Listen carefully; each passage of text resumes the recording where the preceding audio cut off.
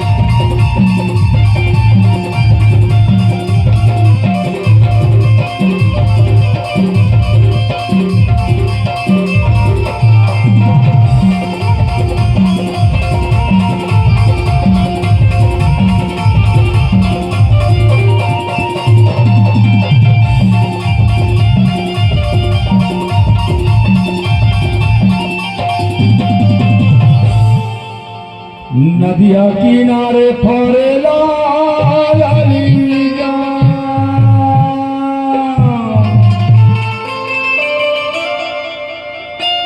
नदिया किनारे फरेला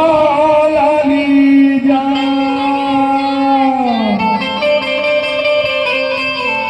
तेरे माया के ओलाने ये है जाऊं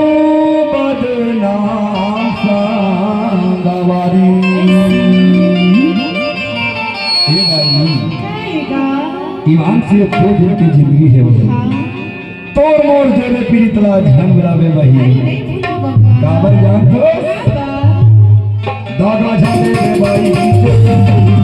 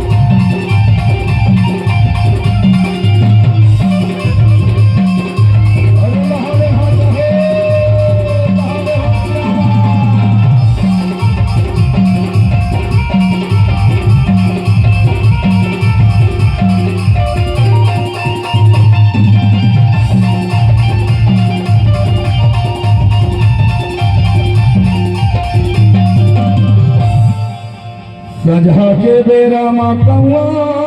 बोले का सुनी सजा के बेरा मकवा बोले का तो माया बोले हो ये आ जावे मोरे गासा